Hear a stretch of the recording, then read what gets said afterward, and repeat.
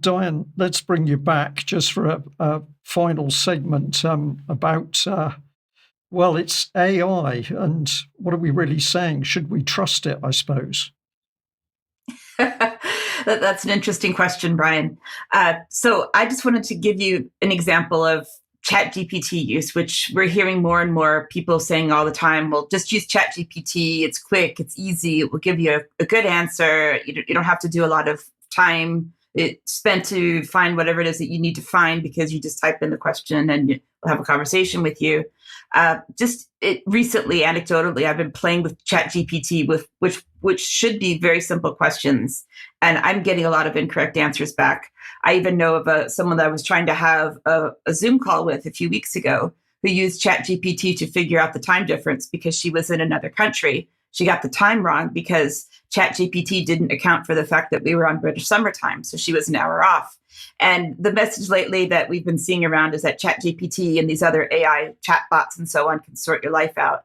So I just kind of did some very casual types of searching around. So I just typed into Google ChatGPT sorting my life out.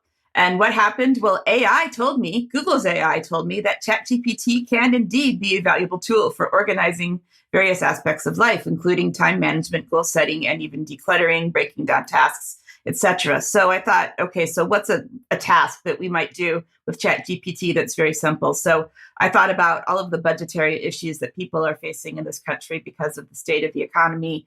And I thought, well, what about shopping and buying basic groceries? So looking at trying to figure out how much somebody might be able to budget for their groceries in a weekly shop, I asked it and I said, what is the street value of Lurpak? So then it responded to me, which was really didn't see, maybe my wording was a bit unusual, but I was trying to see what it would say to me. It said, it sounds like you're curious about the street value of Lurpak, perhaps wondering what it's actually selling for in shops rather than any black market context. I wasn't asking about black market anything. Lurpak is a premium butter brand, which I would beg to differ. So its prices tend to reflect that. So it listed a few bullet points of some different prices of Lurpak, of sort of typically around £3.75 to £4. And it's, as you can see here, it's referring to different sources. It refers to Amazon UK, it refers to Good to Know. I don't know why it's listed prices for Tesco and Asda, but then they're sort of crossed out.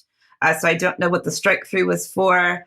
It says around £2.15 at Amazon UK for 200 grams. So I decided to actually go to some real shops instead of depending on AI to figure out how much it would cost to buy Lurpak in my city.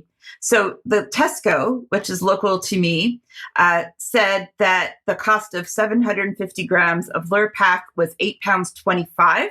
Which I thought was quite ridiculously high for any amount of Lurpak at all whatsoever. So I went to 4 different shops in my city just to compare prices. So this is actual on-the-ground reporting, and I just made a little bar chart out of it.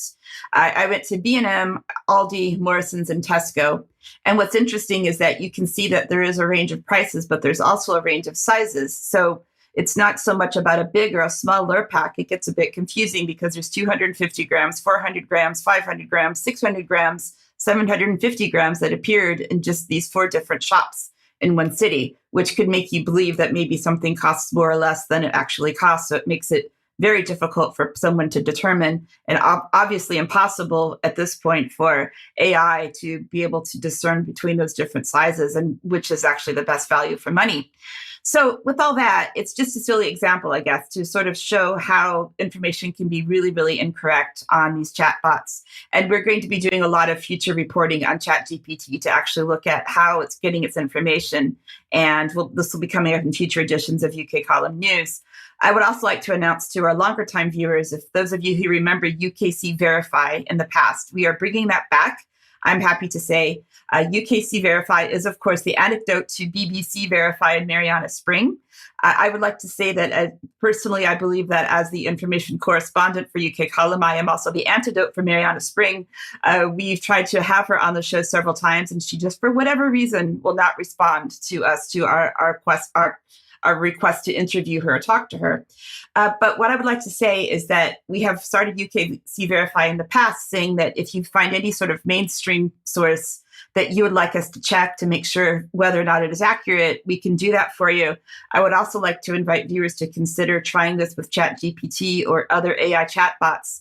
And if you would like us to verify any information, whether it's about the price of Lurpak or the street value of Lurpak or anything else, we can do that. But there are actually some very serious implications to finding incorrect information. And we're also unfortunately seeing that in some cases it's affecting people's mental health and their well-being. So we really need to be careful with this. So I invite any sort of discussion back and forth with our viewers, and we'll be doing some very serious reporting on this in the future.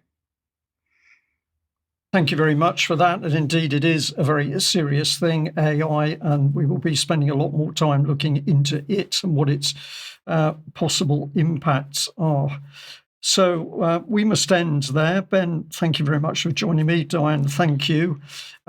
For UK Column members, we'll be back in a few moments for UK Column Extra. Huge thank you to our audience today, wherever you are in the world. And please, if you haven't got a ticket for that York event and you'd like to come and meet the team and hear some really great talks, get on board and get a ticket. We'd love to see you there.